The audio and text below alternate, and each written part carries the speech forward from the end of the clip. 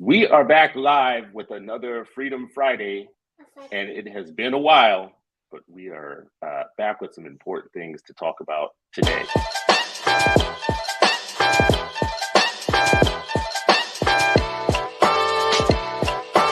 This is Freedom Friday, and you are still not free.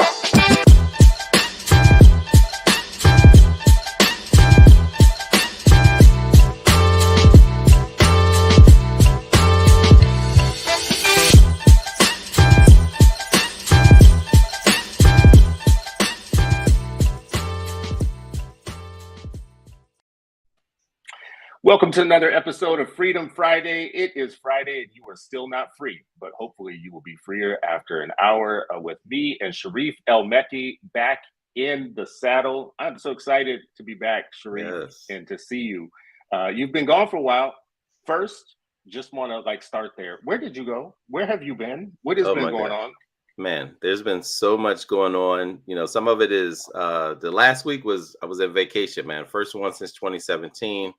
Wife has family in Paris, and she was like, I haven't seen my aunt in a bit, over a decade. So we went to see our aunts and cousins, had a great time.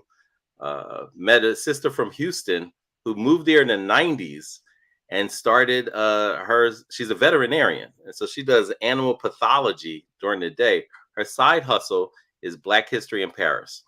So what? I was just like, oh.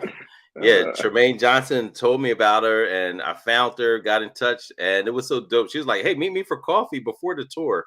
So just picking her brain, hearing all the the stuff, and her husband give tours, around Paris and the surrounding areas around the Black history that's there. You can't erase us, bro. Like we all over. We've had impact all over. Had the opportunity to be a TED Ed. Which is the education arm for TED Talks, which was in Vancouver. Had never been there, but just hearing all these speakers and really conversing about how can we, partner and really elevate the conversation about, Black teacher apprentices in high school and college. And, just imagine if they gave a TED Talk while they're in high school and college as an apprentice, and then you save it though. And then later when they become a teacher, they do another one, and then you merge them together. Like, how did they evolve? How did they change? How did they think about things? So there's a lot of exciting stuff, man. Edlock was fantastic. And yeah, just been grinding, man. Grinding. It's great to be back though, man. I miss you. I miss us. Yeah. I actually did miss you, but I was living vicariously through you. I saw the pictures on social media. I saw what you were doing. And it struck me. I mean, some of you guys, people who listen to us long enough, know this. Like, I've been out of the country once, and that was only for like 8 hours. That was Canada. Well, you drove up Canada, went to the diner, and then came back. Yeah, yep. Drove up to Thunder Bay, which is basically like northern Minnesota, is really what it feels like. Okay. And that was years ago. So seeing you. Especially with your youngins, with your babies, seeing them like interact with art and culture, religion in other places as you guys were traveling or whatnot. Just a thumbnail quick sketch on what is it like to get jarred out of your Americanness and be somewhere else for a few days? Like, just what is the experience like to just be out of your zone for a minute? Yeah, you know what? And I think because my first experience at it was such a young age, right? Middle school in Iran, which is about as different as you can get. So I think I don't have like the anxiety or anything. Like, I'm pretty like laid back in general and pretty comfortable in different situations, right? So and then when you're curious on top of that, then it just adds to the joy and the wonder of being in spaces, of being hearing all these different languages. You're not hearing English, right? You're hearing French, but you're also hearing Arabic. You're also hearing different. You're hearing German. It's like, I would imagine it's like being in certain places in New York and just with earphones, but what the earphones are pumping is all the languages that are around you. Where instead of blocking it out, you're absorbing it. And I think kind of. What that is for me, New York is my closest experience to that. Yeah. When I go there, I see the other cultures or whatnot. I've taken my kids to New York, and for us, that's like, getting out of the Midwest and getting into surroundings where there's more people speaking different languages, and you're hearing, and you realize there's a much bigger world than you have. Yeah, and it's so cool with kids too, right? Like, because they even notice, like, oh, well, that's different. And one of the first things they said was like, wow, the portions are really small, because they used to me drinking a coffee mug, and I'm getting this little coffee like that. You know what I mean? They're like, that's all they gave you. I'm like, that's how it is. It's much smaller, portion control to the 10th power. So it's good. I don't want that experience, just so you know. That's not the experience that I want somewhere else, just I think this is so great, and it's great for kids. So amazing to watch you and your family experience that together. I think my kids need more of that. For people who are watching, the dream that many of us have is just that our kids do better than we do. It's a very simple dream, like that they do better than what we do, that they have better access to things that we have. So I actually relish in seeing my kids and yours and others do these things that at my old age I have never done before, or see things I haven't seen before. I relish it. I just think it's this, like this great blessing and gift to them. So, and it's a gift to me to watch. So, anyways, been stalking you on your trip. Welcome back.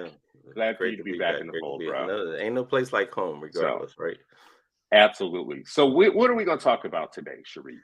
Bruh, we're so excited about our guest, Jean Desravines, CEO of New Leaders, and the work that he's been doing for just a long time. But just a little bit about New Leaders, the organization that he runs, nonprofit.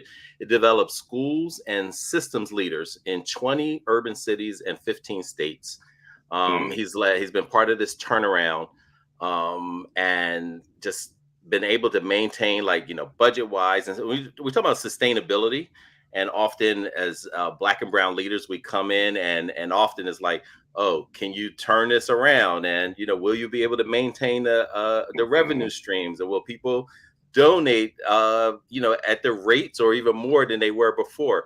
All of that is absolutely crucial.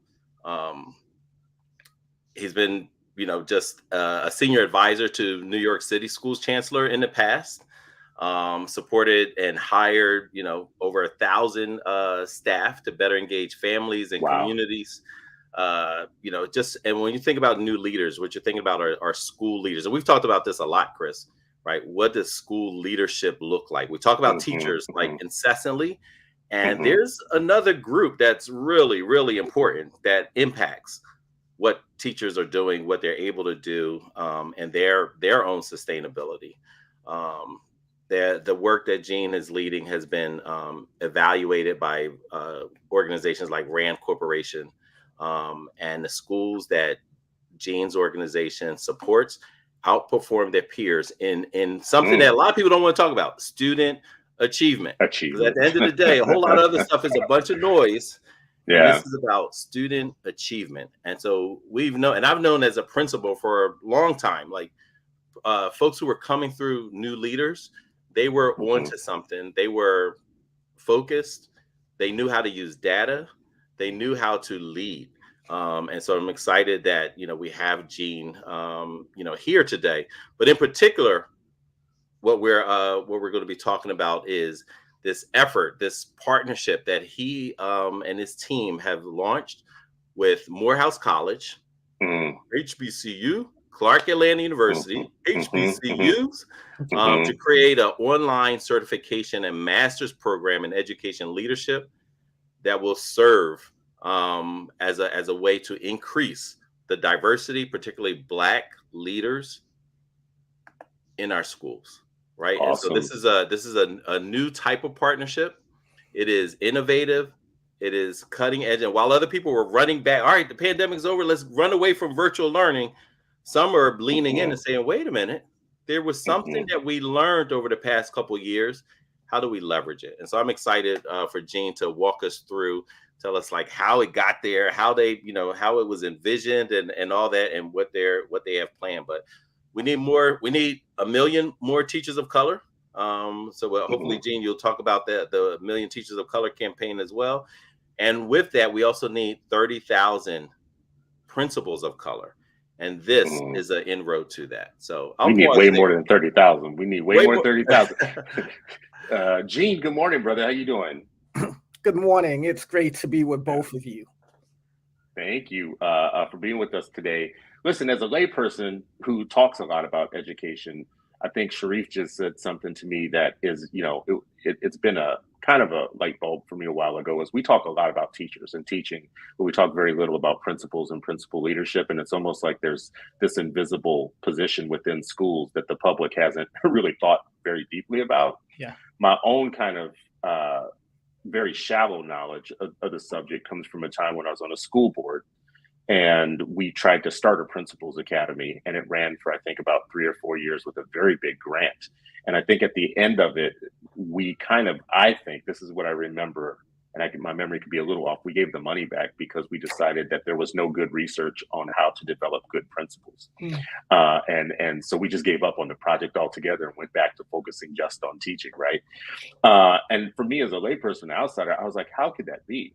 How could there not be adequate research and adequate kind of, so I would ask you just at the beginning, for people who aren't deeply living in the issue every day, all day, what is some of the research, or what is some of the finer points of that we're missing in the public debate around school leadership and school leaders, the importance of school leadership and school leaders?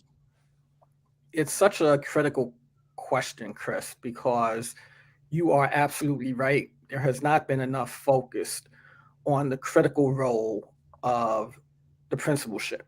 And there is actually tons of research. There is actually a meta-analysis of multiple studies. And what they found was that there are two critically important in-school factors that drive student achievement outcomes. As both of you know, because you've talked about it, we all know that the importance of a great teacher is number one.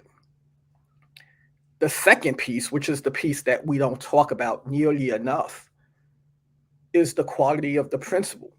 And just think about why. The principal is tasked with setting the vision, creating the culture, recruiting, developing, and inspiring great teachers to stay.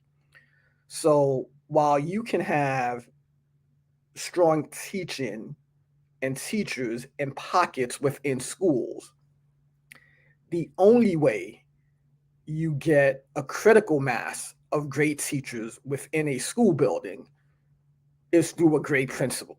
So if you want to have great teaching at scale, you need great school leadership. And unfortunately, all too often, we have not spent enough time talking about what does it take to get great leaders in schools. Chris, you're on mute.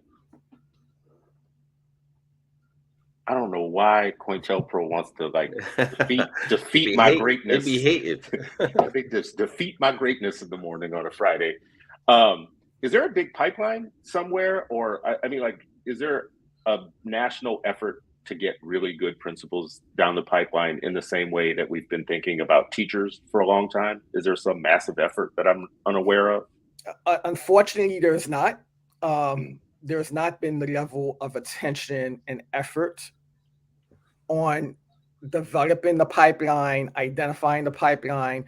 And when we got into this work, Chris, the focus was actually on how do you get principals to be school administrators, to focus on safety, to focus on managing schools, not to the point that you both raised.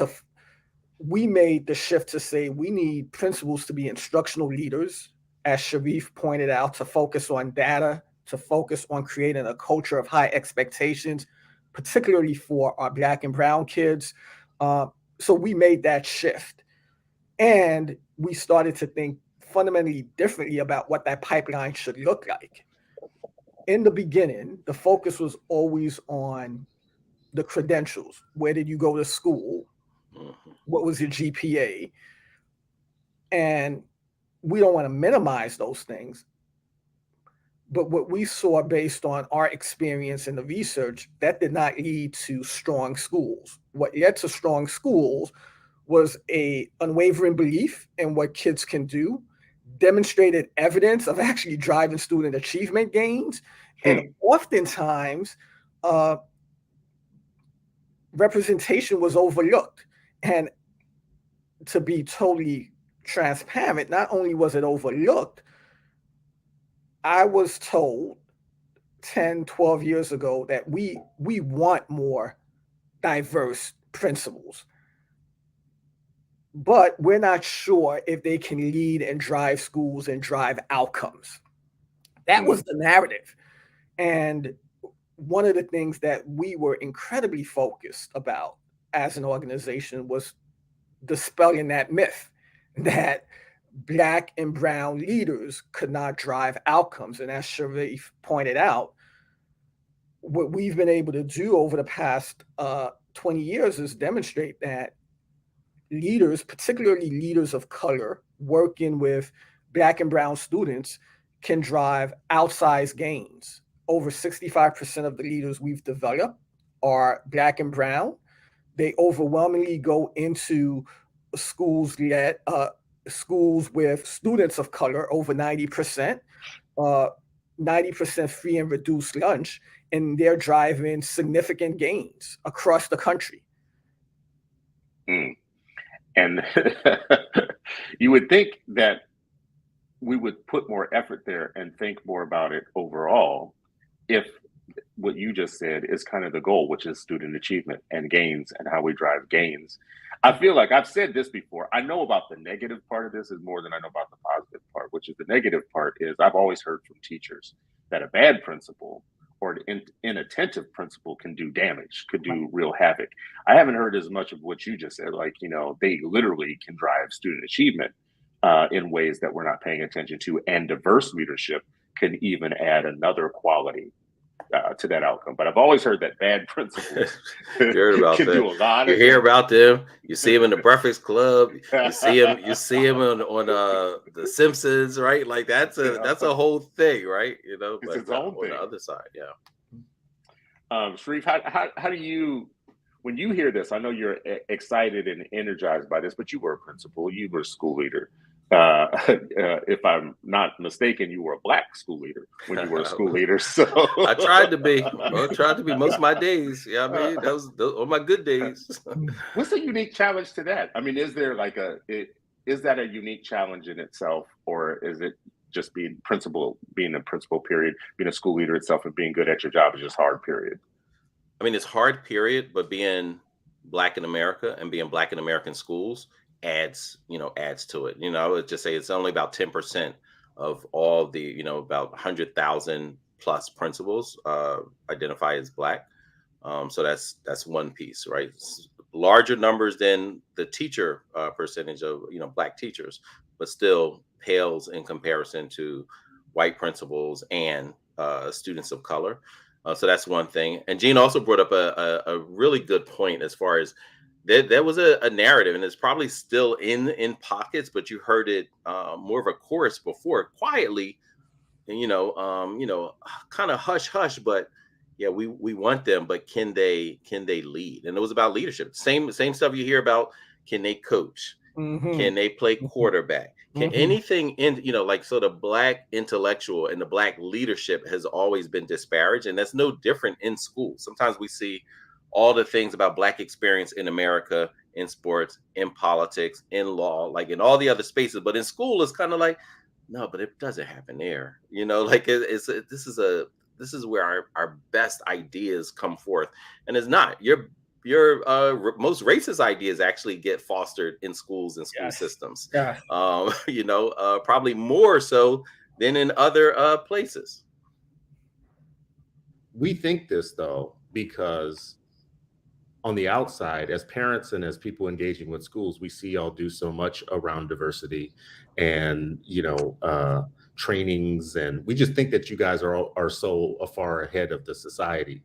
because you do all this PD, you do all this training, we get all this stuff in the mail from you saying that we're honoring and valuing diversity in the 80th way. Like as a parent, bro, we get all kinds of diversity literature from y'all.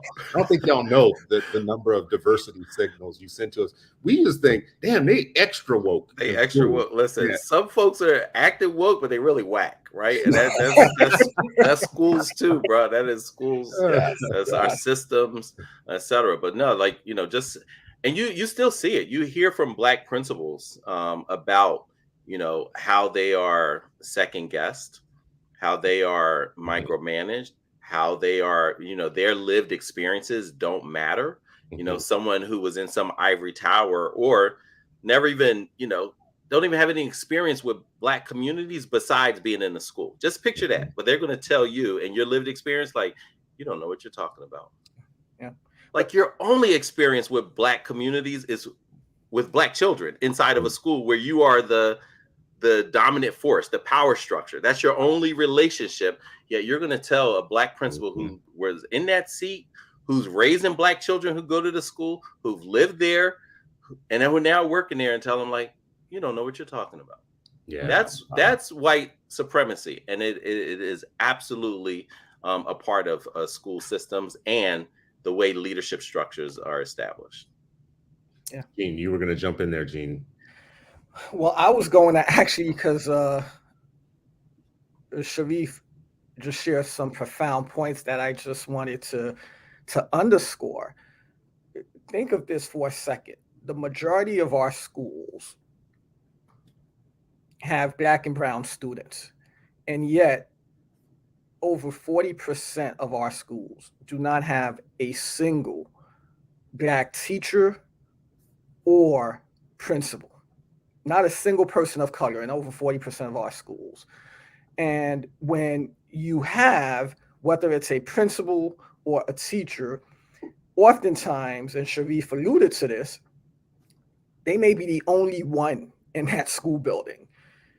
They're proximate to our kids. They've had the lived experience. They tend to have an unwavering focus on what the kids can achieve, their potential. And yet the system, whether it's the school system, boards, oftentimes are telling them, you don't know what you're talking about. We're not going to support you. And they're not set up to succeed. And as a result, they get burnt out, they transition out, or they get removed. And that should not be the case, particularly in this moment in time when there's so much discussions and focus around racial justice. It is not translated to ensuring we have the right people in front of our kids, providing the level of ongoing support and education that they need to be successful.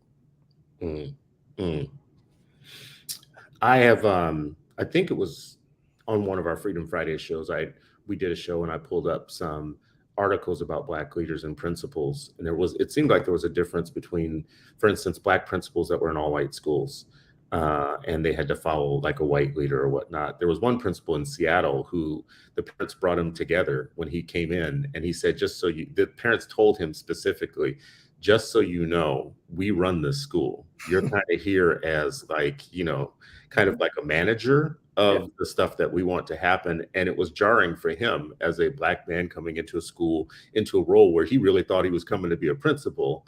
And they were that honest with him. They were just basically like straight up, like, you know, you're not really, you know, there's been some before you and there will be some after you and whatever.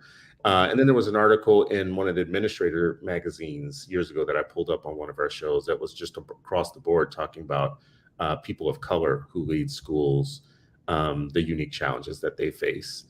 And I think like it leads me to a question with you around, I do want to talk about your project and talk about your partnership that you've developed and the work that you're doing. I also want to talk about some pitfalls. With Sharif, I'm always worried about getting people in the door and getting them into the profession is one step. Keeping them there but that they don't burn out is the thing that I have seen been the most problem, right? So I don't know where you want to start. We could start with your project in the pipeline, the successful effort to try and get good people into roles. and that they be good when they get there. I also do want you to talk a little bit too, though, to the hazards. What should they know when they come in, and what burns them out? Sharif hit the nail on the head. When you look at any industry, right, whether it's coaching professional athletes, being an executive or a CEO of a nonprofit or for-profit, the rules sometimes are different for us. There is this expectation that we are not equipped to lead. And as such, we're under a microscope and not set up to succeed. And we have seen that in schools. Without the adequate support systems, the benefit of the doubt that's often afforded to others, our school leaders, particularly our Black leaders, they go in, they're given some of the most challenging situations. And then it becomes the self-fulfilling prophecy of you cannot lead, you cannot be successful, and they get pulled out. They get transitioned, they get terminated. One of the things that I am really proud of with our organization is the fact that over 85% of our leaders stay in the role after 5 years. Wow. So wow. 85% after 5 years. After 5 years. Wow. And the number goes up to 92% who stays in education. Wow. Right? So even the ones that leave, they leave because they got promoted to become a principal supervisor, to go into the system, but they're staying, they're thriving, and they're being successful. And I think there's a couple of reasons why that's happening. We are intentional about making sure they get ongoing support.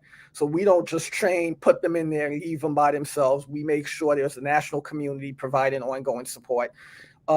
And we try to work with school systems to try to create the right conditions for them to at least be given an equal chance as their white colleagues. Right? We're not asking for preferential treatment. We're not asking for them to be treated differently. We're just asking that they get the same chances that their white colleagues get in order to be set up for success. Just stop the inequity. That's all, right? Like, just stop the inequity. That's all we're asking. Like, they're like, you want favoritism? Like, no, that's not favoritism. No. Well, how would it look? What are some of the things that they face that make it unequal? You've got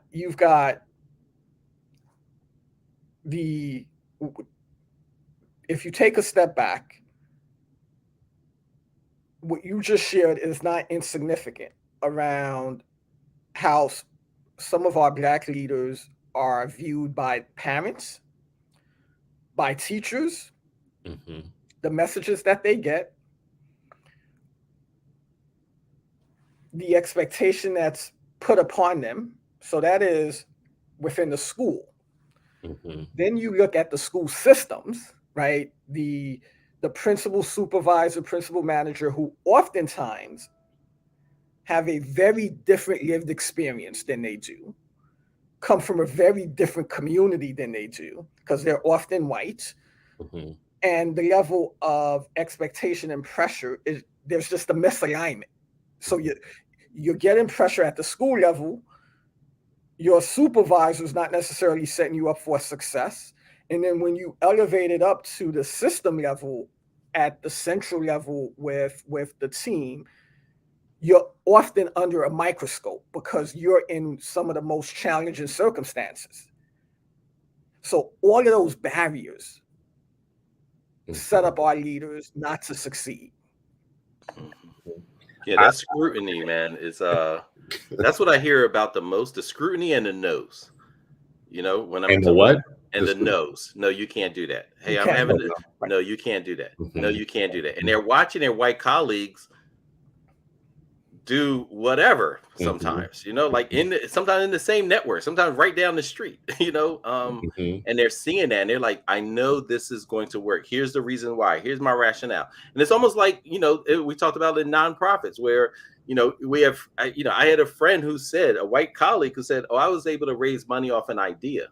You know, we call it like the napkin. They got funded off an idea where Black and brown leaders of nonprofits, you better come with a binder and all the data and the research and right? Like, it's less room for innovation and risk taking, which all the research says like that's a part of it, right? Not when I'm saying like the risk taking to put kids in harm's way or undermine achievement. I'm talking about like just being innovative, thinking, leaning forward, leaning in, those type of things. So there are a lot of parallels across sectors and industries that now imagine being a principal, but also you're being looked at like, yo, like you're the leader, like we need to get this done. And you're like, I was told no, right? Yeah. Like how undermining is that as the leader? You're like, yeah, they said I can't, guys, but then also being told, don't say that we told you that, just say it can't be done, right? Like, because you're not supposed to just pass the buck and blame, right? So all of this is happening and you're trying to, achieve, right? And so, and then let's not even count it. In Philly, we just started getting Black leadership into the magnet schools, the what they call elite schools. They're just starting to get positions in those spaces. That was like white dominated forever. Central High School, the oldest high school in America, Central High School, just got their first Black woman principal, bro. Stop it. Stop it. In Philadelphia. Philadelphia. Stop. But really? And it wasn't just Central. It was all of them, man. All of them. You knew back in the day, like that kind of school. Oh, you ain't getting that if you Black and brown. Forget about it. Yeah. Have y'all been watching Abbott Elementary? Yes. I need to catch it. I saw the last one on there, and this is bad. You said that. That's what's so funny. This is bad for your work, but my favorite character is the principal on that show, and I do wonder. So I wonder two things because you have lots of insight on this. I wonder if the stereotype of that principal. First of all, if there's not a germ of truth to that principle existing, and two, that the stereotype is not good for the profession or good for that role or that profession. That's like one question. And a second question is somewhat related I can name a city right now. I can name a principal in a city who's the most popular principal in a city, gets the most media attention, gets the most support from white liberal parents in the city, who has historically been one of the worst academic principals in the entire district with the worst outcomes in more than one school, is known for terrible outcomes, but is also known for loving the teachers a lot and crying on camera and hugging kids on camera and doing whole ass speeches about the love of children, and is the most popular educator in the city with the worst outcomes. That's related to the first question of like the Abbott Elementary one. Is that bad for the profession? And is there some truth to it? Well, I'll start with actually the second one. Because Sharif talk about the first one a bit, because the second one actually touches on a point that Sharif was making earlier. And Chris, it leads to the question you asked earlier around why are some of our principals, our Black principals, not set up for success. When you think about leadership, particularly when you go into a challenging environment, oftentimes the things that we highlight about leadership are the things that we won't allow our principals, particularly our Black and brown principals, to do. Make difficult decisions, be courageous, be innovative. When you're pushing the envelope to make some of the decisions where it's clear that your staff don't have kids' best interest at heart, and you have to make the decisions to transition people out, those are not popular decisions. And if you don't have the level of support you need, you won't be successful, which leads to your question, Chris. We often see that there are a set of principals who's amazing in terms of the relationships, right? They're the former coaches of the football team, the basketball team. Everyone loves them. They know the parents, they know the community, but they're not driving outcomes for kids. Kids are dropping out, kids are not doing well, and no one is talking about it. That stems from a few factors. Oftentimes, it's kids that no one is really paying attention and prioritizing their outcomes. Black and brown kids, low income communities. And it feels almost as if it's good enough to create this environment where there's some level of safety and everyone loves each other, but no one is really asking the hard questions. And that is a stereotype that exists that in many ways, I think not only harms the communities, but harms the kids that we are there to support and to ensure that they get a great education. And it's just not happening within those communities. Yeah. No doubt, no doubt. I think we have a whole lot of Wizard of Oz schools. You know, it looks one way, but when you just ask a couple of questions, you gotta do a dissertation. Ask a couple of questions of how students are achieving. How are they achieving while they're there and once they leave? Right? Those are like critical questions and data points that you can look at and see. Are they gainfully employed? Are they contributing to their community? What are they doing? And then while they're there, are they literate? Are they problem solvers and critical thinkers? All of those things are often, and we see it a lot. We see it with, all my principalship was in turnaround schools. So these were only in schools. So that's 16 years of only being in schools that it was a disaster beforehand. And when I'm talking about disaster, I'm talking about generations where, I'll never forget when Ramona Africa, one of the MOVE members, said, "You know what? I grew up across the street from this school, and my mother scraped money to put me in a Catholic school because she said there's no way you can go there." And that was the same experience of my mother, my father, and their siblings. With my grandparents on both sides, that there were schools that were not, but you could find people that say, "But they bake brownies." But they gave out umbrellas, right? Not to say that should not happen, but when you deprioritize student achievement, particularly for Black and brown children, knowing what happens in society, knowing the traps that are set for Black children with fewer options, with low levels of literacy, and that's deprioritized, not even spoken about, it's kind of hush hush, like we're not worried about that.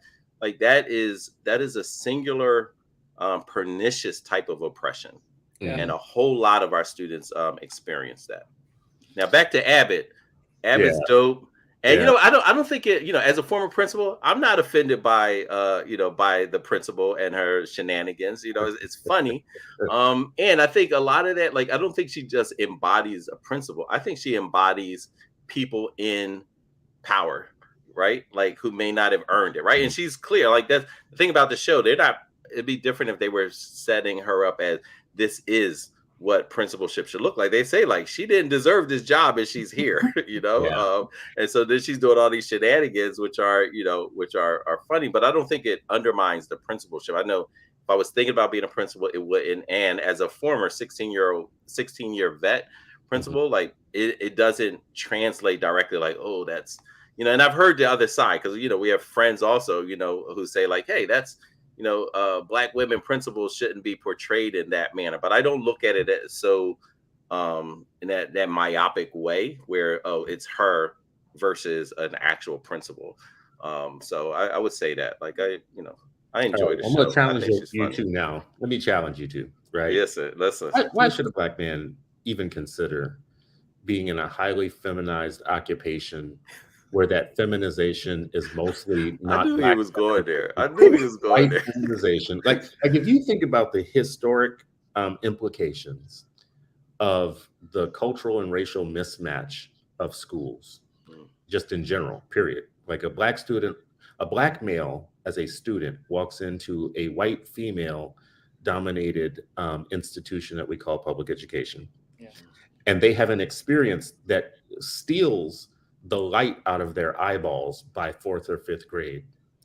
And by about 6th or 7th, 8th grade, they have figured out that this isn't for me and this wasn't built for me. This is somebody else. I'm a captive. I'm not actually like a white student. I'm actually a captive here. And all of this is BS. And that starts manifesting in oppositional defiant behavior because that's the only healthy outcome for oppression. The only healthy response to oppression is oppositional defiant behavior, right? And that continues for a period of time. Maybe they recover by saying, like, just is what it is. I'm going to have to finish and get a diploma anyways, and I'll just do it. And I'll go into a world, and maybe I'll even go to college. But in the back of my mind, I've developed a black psyche about this institution, about education. And then you guys come along and say, hey, you want to come back? How'd you like to come back and manage the very people that did you damage in the first place? How would you like to come back and manage your captors in a way where it looks like authority, but you don't really have the authority? They still have the authority, even as you're giving a management leadership role, they still find ways to be in power, or at least to sabotage your power. That don't sound like a good deal. Oh, and by the way, it don't pay a ton for as talented as you are and for as educated as you are. I mean, you could probably get a job at Accenture where you can go home on the weekends and just enjoy your food. Okay, so anyways, I just gave y'all the wrong pitch, but is that unrealistic what I just said? Listen, remind me never to send you out to the with the table skirt to do the to do the recruitment. Like, I see you signed your name. You sure about this? Let me tell you. Y'all should have me be the last interview. The last interview. Do you really? The last interview. See how committed. It's the commitment check. Go through that door right there. That's the commitment check. Well, I mean, I don't mean to be negative, but I am pitching that to y'all as a silent factor in what would go into somebody's decision making about whether they want to do this tough job or not. It's real. I'll start, and I know Sharif has thoughts on this. Fundamentally, Chris, we've got to be part of the solution, right? To your point, I never had a black teacher at all. And that extends to undergrad and graduate school. And I realized what was missed by that opportunity. And when we talk about the fact that we want to fundamentally change what's happening in this country and the gaps that exist, and how we know our kids, particularly our black and brown kids, are not being served, we're not going to solve those problems by sitting on the sidelines.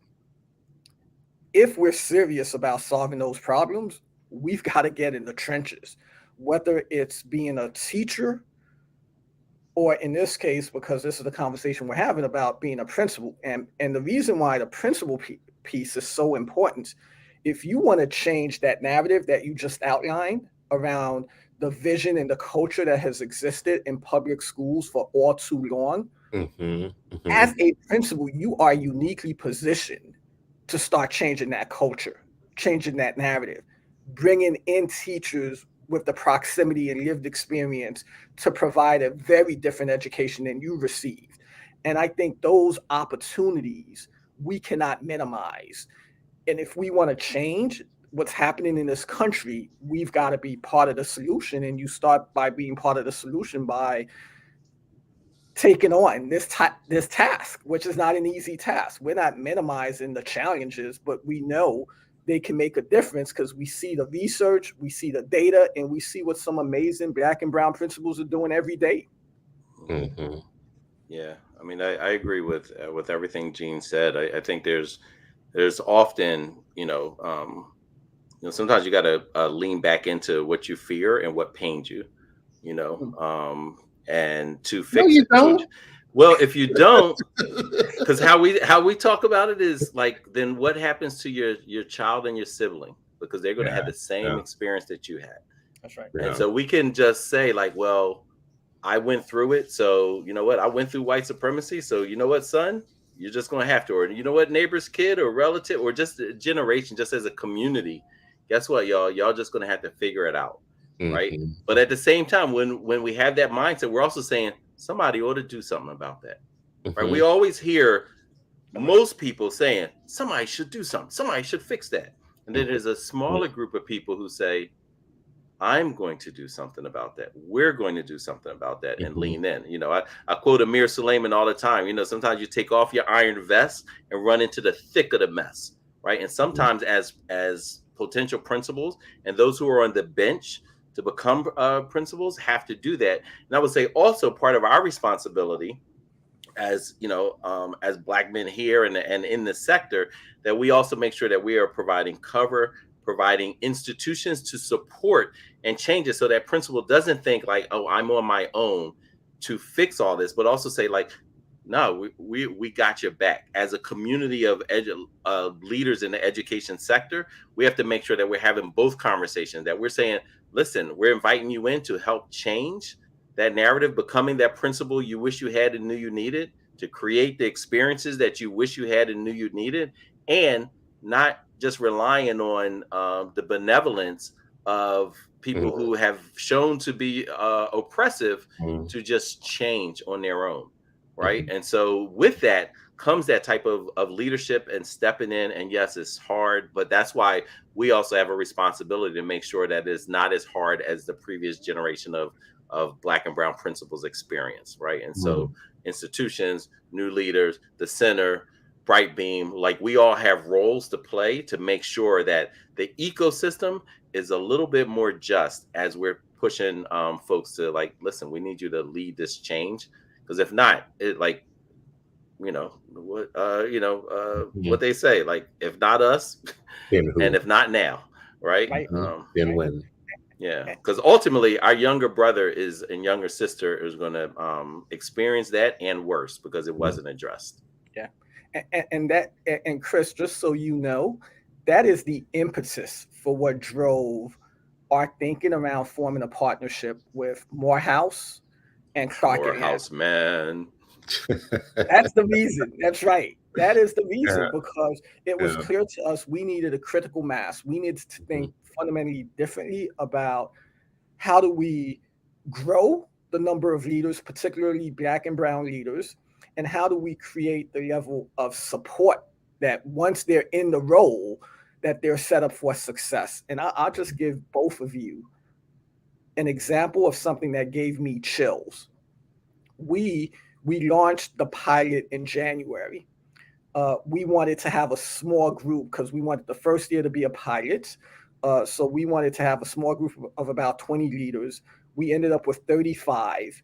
And during one of the sessions, we were having a conversation. It's 100% leaders of color. And we're having a conversation.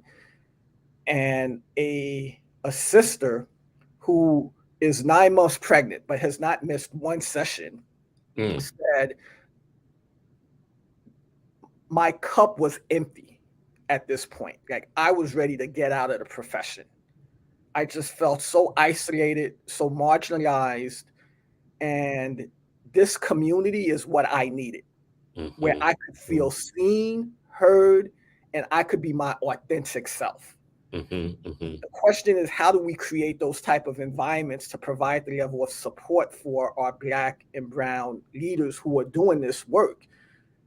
Not to get them to opt out, but to try to figure out how to get more people involved and to ensure they're getting the ongoing support to be successful on behalf of our kids. I think this is such an important point, that everybody has a role that we can do that helps the bigger issue, the larger issues that we're trying to solve. And what you just said, support. There should be a community role for support. There should be a family role for support. There should be a shared kind of premise. We should have a shared premise that none of our folks are alone who are out doing this work. And the thing that I gave you was like the worst commercial ever for your effort. But this is what I want to say about that. The reason that you still do it, here's my pitch for the opposite of what I said before. Some of us believe that the work of securing our freedom is over or in the past, and that we are now living in the aftermath of the need to do tough things. So now we become educated and get jobs and then live our lives, right? That's only if you believe the premise that we're free, that we have freed ourselves and there's no more freedom work to be done. The center's work and your work is what freedom work looks like when it's more than talk, when it has a strategic plan, a budget, some metrics and whatever. Freedom work looks different when you actually are creating the structures to make freedom happen. And when you pitch it that way to people who are coming in, you are not part of the free world that just is taking this as a job. You still have a responsibility as a person, whether you are so-called educated or not, formally educated or not. We have people holding up freedom work from all different vantage points in society. Black women, Black men, in the working class and in the grassroots and in churches and in activism and whatnot, and also in higher ed and post higher ed kind of concerns. All of our people have freedom work to do. So why would you as a Black man return to what Sharif has called the scene of the crime, of educational crime, again, to do work? Not because it's going to be easy and not because it's going to be without challenges, the ones that I mentioned. You're still going to have to deal with the personalities of oppression. The expressions of oppression are still going to be with you. But damn it, this is easier than what your ancestors had to get through. This is your time and place. Yep. This is what happens. This is what you do. And it's the easiest possible work you can do when you consider it that way. Yeah. You think if I was around back in the day, I would have. I would have. You know, in comparison, yeah, back in the day, I would have, but today I'm not gonna. Right. Yeah, this is hard work and this will be tough work. But if you listen, if I were educated to be able to do this, the problem for me wouldn't be that I don't want to deal with some of the hassles of the job, or I don't want to deal with some of the job hazards. Like if I was qualified to do it right now, I would probably do it. I'd have an attitude about it. Y'all might get me fired. Like y'all might be like, well, Chris, this ain't for you at some point. Like I might be, yeah, y'all might pull me out of it at some point. But I'm only saying, be honest to people. We are recruiting these efforts. I think people highlight the efforts of recruiting because it's the right thing to do. And it's an aspirational goal to get more people into the thing. And I just want to correct people oftentimes and say, but don't put a halo on it. Right? Like let people know what it actually is so that they have more longevity when they get there. Right? Because what I have seen is I've seen burnout. Yeah. I've seen people who have had their last time where they're having their leadership undermined. Like people realize at some point that this is really it's extra. You have the tough part of the job just doing it by itself if it didn't come with that extra stuff, that extra racial stuff, that extra kind of, if I was a white man, you wouldn't be, treating me the way that you're treating me right now. That's extra. That's on top of the regular leadership job, right? Does that make sense? Am I I'm trying to recover my bad commercial that I gave y'all earlier, right? With a better commercial. Yeah, but I would say yes, and that narrative. Yes and thing. I know it was wrong. No. The narrative of that you would treat me like that of your white man. You know what? I'm sure Black veterinarians say that. Black postal workers probably say that. Wherever. That's that racialized experience we have in this country that will continue. And so that's why we have to make sure that we are. Yes, I 100% agree. Make sure people are coming in with their eyes wide open, understanding, but also making sure they know you're not alone. We're going to be here, and we have to do a better job outside. That's part of the ecosystem, but outside of the school building and districts themselves, to hold them accountable, to provide support, and to make sure that we are there, that we're showing up too. Yeah. How does someone join the effort though? To get certified and stuff, Gene. Oh, so yeah, that's a great question, Sharif. So if you're interested, the program launches in January fully. Applications are open now, so you could go to our website at newleaders.org. We are looking for great teacher leaders who aspire to become a school leader, and whether you want a certification or a master's, that is offered through the Clark Atlanta partnership that we have.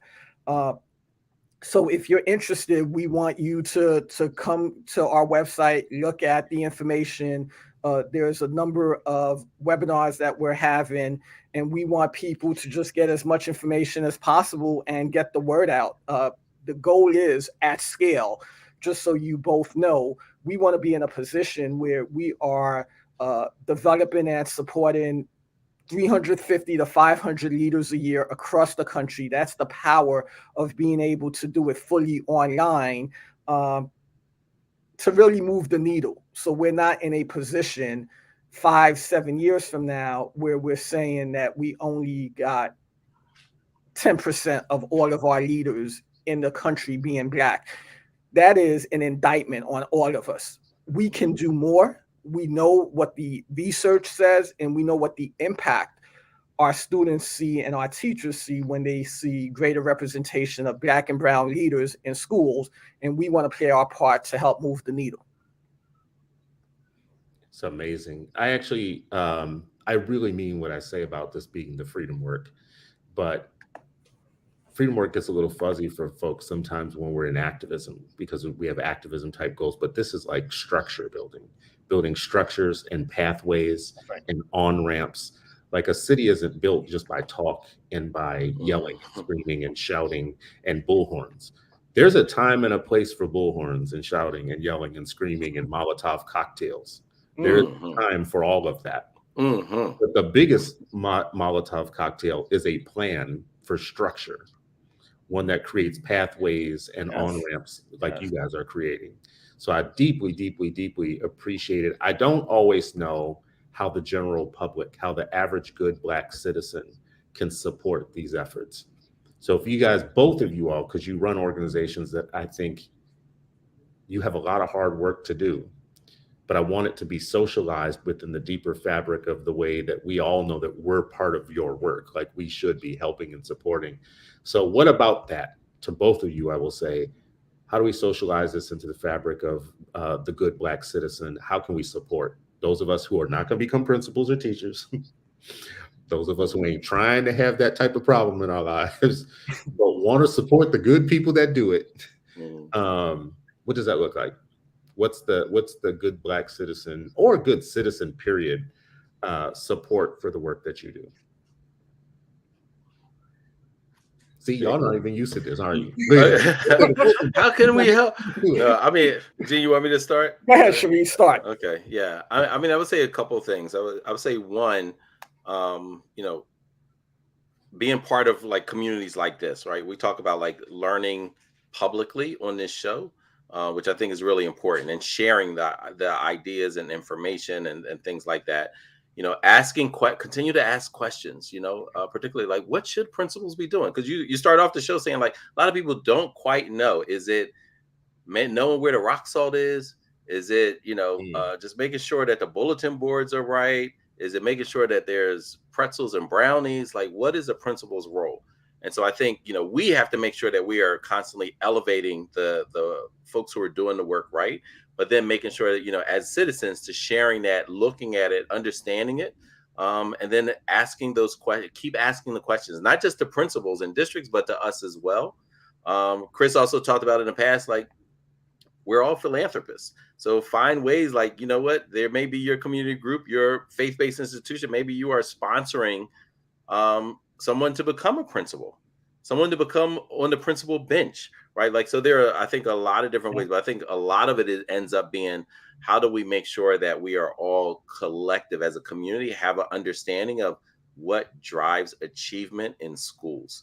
If we can get there as citizens, particularly in Black and brown communities, like fully understanding this is what the bar is. It's not about, that group, this group, or non-traditional, no. What sets up students for success, where they feel whole, valued, they're literate, and they'll have opportunities that they want to not only create, but invest themselves in. At the end of the day, what Dr. Ryder told me, that the purest form of activism is teaching Black children well. We can all rally around that. Yes. That's the purest form of activism, is teaching Black children well, which means leading teachers and staff into teaching Black children well. If we can organize around that as a banner, man, we'll be light years ahead of where we were yesterday. I totally agree with everything Sharif said. I'll just add a couple of things. hold your people, hold systems that are teaching our kids accountable, whether it's the school districts, charter management organizations, elected officials. Ask them, what are their plans for ensuring that there's a great principal in every school within your community? What are your plans for ensuring there's greater representation of great principals, great teachers? That happens in affluent white communities. That level of accountability occurs, and we need to make sure that is happening within our communities. So this notion continues to get elevated, and that ultimately people who are making decisions know that parents, communities, and families cares about those decisions and are willing to hold them accountable. I mean, nobody likes accountability. I'm just gonna like put that out there to y'all. I know Gene up here cussing. Y'all gotta stop with that word. Using the A word. You know, that's worse than the F bomb in a lot of circles, bro. Like you just said. like, just let's be real about that. Listen, I appreciate this conversation so much, especially on a day like Freedom Friday, because I think this is part of our freedom work, but it's the mechanical, technical, educated, structure building, nation building part of the work. Like, you have to actually build the trains and the train tracks. And when it comes to education, that's what you all are doing. You're the engineers, the conductors, all in one. So I appreciate that. I think for people like me who are always interested in, I have to play a role. I'm not doing what you all do. I'm not educated to do it. I'm not qualified to do what you're doing, but I am qualified to play my role in amplifying it, supporting it, making it part of the consciousness, right? Like, of what people talk about when they talk about things. And I would say, to answer my own question that I gave to two of you all, if people are listening and watching, first of all, not everybody believes in what I'm about to say, but I believe in intercessory prayer. So I will be praying for you all and praying for the work that you all do. And not everybody has to believe that. Listen, I'm okay with God. Pray for us, bro. Right? Pray. Best place to be is in people's hearts and prayers. Yes, I'll stand by that forever. And that is something we all can do every day and every morning. That is something that we all can do. Pray for those who are trying to build the world that we want. I also believe in what you also just said. I believe everybody's a philanthropist. I don't believe that you have to have invented Netflix to consider yourself a philanthropist. I think we all are. And if y'all can be paying $100 for a damn T-Mobile account, you can pay like a little bit of money to support these type of efforts. When there is a donate button on these centers and these organizations that are doing this, I would encourage you to click that and give this month's latte budget to something that builds the next universe that you want, that builds the next world that you want. So money, prayer, money. And then I can just say the last thing would be amplify. You see this in your social media feed, you see it in your Facebook or whatnot. Make sure your aunts and cousins and uncles see it too. In between all the like stuff about Rihanna having a baby with Aesop. What's the name? Aesop, you know. ASAP Rocky. I know, bro. I'm just being old. I'm just being old. That's all I'm doing. And so, right. So see, and I thought you were right. I thought you were like, I'm like, oh, I never heard of who the father was. I just hear about Rihanna. Like I don't think I even seen a picture of who daddy is. I see Rihanna, you know. It's that Aesop. So I appreciate everybody for listening and watching. This has been another episode of Freedom Friday, and you are still not free, but hopefully you're freer at the end of this hour than you were than when we began. We will see you again next week. Tell a friend, tell a family member to join us. Look out for our messages to you through social media so you can join with us. We've been on a hiatus and a break, but we're back in action. We love to see the show grow, so help us with that. Appreciate you all.